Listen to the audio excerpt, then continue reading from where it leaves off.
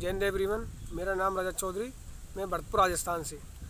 तो मैं आज देवांशु एयरफोर्स चैनल के माध्यम से भाइयों के कुछ कमेंट्स थे कि एयरफोर्स फिजिक्स के ऊपर कैसे हैंडल किया जाए या कैसे पढ़ा जाए, फिजिक्स के ऊपर एक वीडियो क्रिएट करने जा रहा हूँ। तो वीडियो को पूरा वॉच कीजिएगा और लास्ट टाइम में बताऊँगा कि लास्ट टाइम में 20 दिन में कैसे क्या लास्ट में क्या करना चाहिए, कैसे पढ़ना चाहिए, क्या करना चाहिए। जो हमने गलती की वो आप ना करें और आप इसी बार एग्ज़ाम को क्रैक करके और 50 से ऊपर मार्क्स गेन करें। तो पूरा वो वीडियो अच्छे से देखना और एक एक चीज़ बारीकी से सब चीज़ बताई जाएंगी। जो भी चीज़ें हमसे गलती हुई first attempt, second attempt, third attempt, तो वो चीज़ें आज अच्छे से बताई जाएंगी। जो गलती आप ना दोहराएं और आप अच्छे से मार्क्स कम से कम 50 से ऊपर मार्क्स फिजिक्स में ला पाएँ।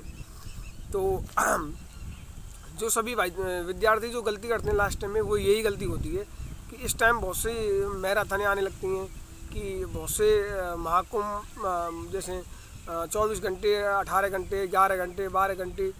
तो जो सभी भाई होते हैं इस टाइम क्लास लेने में बिजी होते हैं और जो उन्होंने अपना कोर्स कंप्लीट कर रखा है उसको नहीं पढ़ते हैं, तो क्लासेज में अपना टाइम स्पेंड करके उसको छोड़ देते हैं। तो हम बताने जा रहे हैं फिजिक्स। अब फिजिक्स में क्या करना है कि जो भी भाई हैं उनके में लगभग होप है कि सारे के कोर्स कंप्लीट हो चुके होंगे।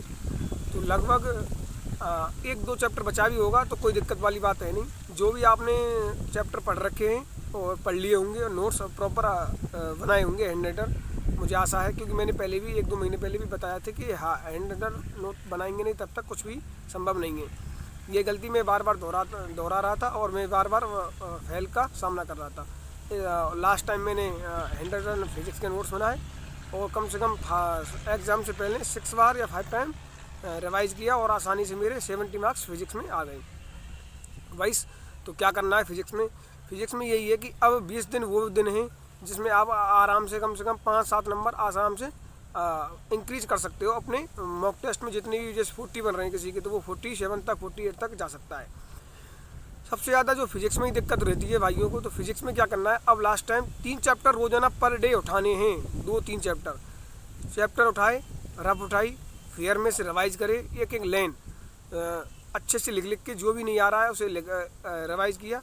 रिवाइज करके जो भी आर एस सर से पढ़ रहे हैं वो आर एस सर पर मॉक टेस्ट लगाएं, जिनके CPP, DPP जो भी दिए गए हों, क्योंकि मैं आर एस सर से पढ़ाऊँगा और मेरे जो नंबर हैं वो आर एस सर के ही बदौलत हैं जो 70 मार्क्स आए हुए हैं। तो मैंने क्या किया था कि मैं लास्ट टाइम 20 दिन में कि अपने 2-3 चैप्टर रिवाइज करता था। रिवाइज करने के बाद आर सर की DPP, CPP लगाता था। उसके बाद टेक्स्ट बुक पर फिजिक्स का सेपरेट मॉक देता था प्रीवियस ईयर का। उसमें मेरे 25 में से 22, 23 फिर मुझे एक कॉन्फिडेंस बिल्डअप होता था। और जो कॉन्सेप्ट मुझ पर 1-2 क्वेश्चन नहीं आते थे प्रीवियस ईयर के फिजिक्स के, मैं उनको फेयर में नोट डाउन करता था और कॉन्सेप्ट पर काम करता था। तो और मैंने KD डिफेंस एकेडमी का सहारा भी लिया। KD डिफेंस एकेडमी से मैंने मॉक लगाए और फिजिक्स में जो मेरे क्वेश्चंस गलत हो रहे थे उन पर मैंने काम किया। फिर उसके अलावा जो फेयर शीट में उन्हें नोट डाउन किया, उसके बाद कॉन्सेप्ट पर काम किया। और फिर RS सर हो गई और टेक्स्ट बुक हो गई और KD डिफेंस एकेडमी हो गई। कुछ मॉक्स मैंने RW के भी दिए थे, लेकिन मुझे इतने ऑथेंटिक जितने होने चाहिए वो नहीं लगे, क्योंकि इंग्लिश में भी मैंने देखा कि 2 एंटोनिम पटक दिए, कहीं 2 सिनोनिम पटक दिए, कभी 2 स्पेलिंग एरर पटक दी। तो ये जो क्राइटेरिया था वो अच्छा, मतलब एक प्रेफरेंस में होता है जो सही नहीं था। तो मुझे जो सबसे बेस्ट टेस्ट लगे वो KD डिफेंस एकेडमी और RS सर के ही लगे, जो मैंने लगभग 100 से ऊपर दिए थे। तो अब वो क्रूशियल टाइम है और जो सबसे अच्छा रोल निभाती है फिजिक्स, वो 12th फिजिक्स एग्ज़ाम में सबसे अच्छा रोल निभाती है। मैं बार बार इसी चीज़ को बोलता हूँ कि 12th फिजिक्स लगभग 60 से 65% की अप्रॉक्सीमेट आएगी और 30-35 की अप्रॉक्सीमेट 11th फिजिक्स आएगी।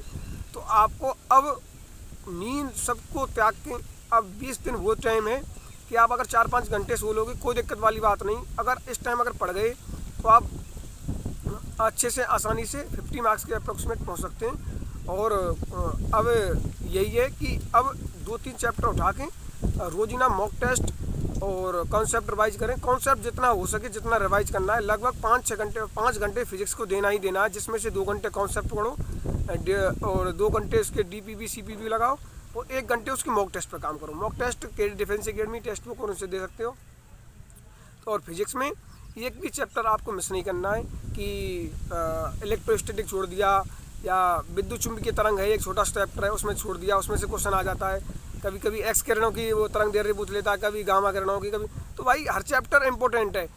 कोई भी चैप्टर आप पढ़ो, मतलब उसके मॉक टेस्ट या डीपीवी सीपीवी मत लगाओ, कोई दिक्कत वाली बात नहीं। अगर एक ऐसा चैप्टर रह गया है तो 1-2 चैप्टर, कोई दिक्कत वाली बात नहीं, लेकिन उसके कॉन्सेप्ट को मत छोड़ना, मत छोड़ना, मत छोड़ना। कॉन्सेप्ट को हमेशा अच्छे से पढ़ के जाना है, कम से कम 2-3 बार रिवाइज करके एक एक लाइन अच्छे से याद होनी चाहिए जो डायरेक्टली हिट हो।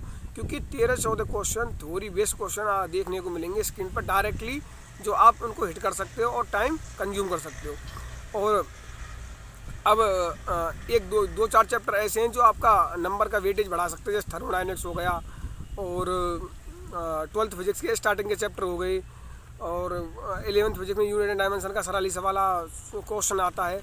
तो कुछ चैप्टर ऐसे हैं जो आसानी से पिकअप करके आप अपना नंबर इंक्रीज कर सकते हो। तो लास्ट टाइम में अपनी पूरी जी जान लगा दो। सिर्फ आज हो गई 5 मार्च, तो लगभग आपके पास 50 डेज़ के अप्रॉक्सीमेट बचे हुए हैं, 50-70। तो आप वो टाइम है कि आप अपने जितना इस टाइम मेहनत कर दोगे उतना ही आपको इम्प्रूव मिलेगा एग्ज़ाम में देखने को। और बता दिया है कि पूरी तरह से फिजिक्स को रिवाइज जितना रिवाइज करोगे, प्रैक्टिस करोगे, उतना ही आपका कोर्स इम्प्रूव होगा। और कुछ